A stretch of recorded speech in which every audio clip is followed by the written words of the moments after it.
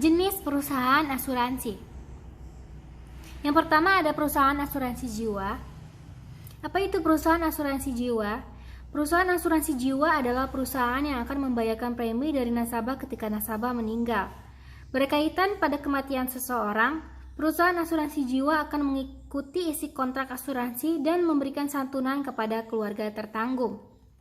Yang kedua ada perusahaan asuransi wajib. Jenis perusahaan asuransi satu ini umumnya adalah perusahaan pemerintah dengan pertanggungan yang memiliki tingkat urgensi tinggi, seperti asuransi sosial dan pembayaran pensiun. Contoh perusahaan asuransi wajib adalah PT Taspen, PT Jasara Harja, dan PT Asabri. Yang ketiga ada perusahaan asuransi umum. Apa itu perusahaan asuransi umum? Jenis perusahaan asuransi umum adalah lembaga penanggung risiko terhadap kerugian akibat hilang atau rusaknya aset. Dalam asuransi umum, kamu dapat mengasuransikan harta benda, aset kendaraan, serta rumah.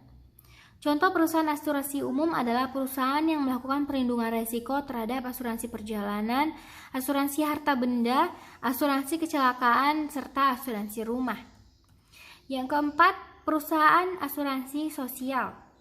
Dalam menerapkan amanat undang-undang, pemerintah menyediakan perusahaan asuransi sosial yang melakukan penjaminan melalui kerangka sistem jaminan sosial.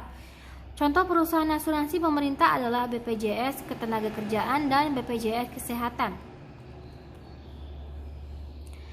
Yang kelima ada perusahaan reasuransi.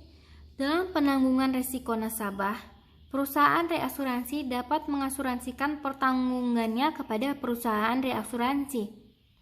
Dengan kata lain, perusahaan reasuransi adalah perusahaan yang memberikan jasa penanggungan ulang risiko.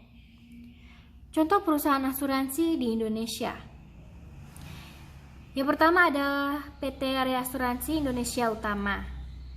Dalam pembahasan reasuransi, perusahaan asuransi adalah lembaga yang menjamin pemenuhan risiko dari tertanggung melalui perusahaan asuransi pihak pertama.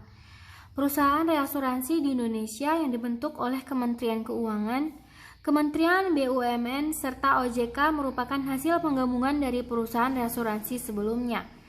Perusahaan bernama PT Reasuransi Indonesia Utama adalah hasil dari proses tersebut. Melalui anak usahanya, perusahaan reasuransi ini menambah bukan hanya reasuransi konvensional, tetapi juga reasuransi syariah. Yang kedua ada BPJS Ketenagakerjaan. BPJS Ketenagakerjaan adalah perusahaan pemerintah yang bertanggung jawab kepada Presiden guna melaksanakan sistem jaminan sosial.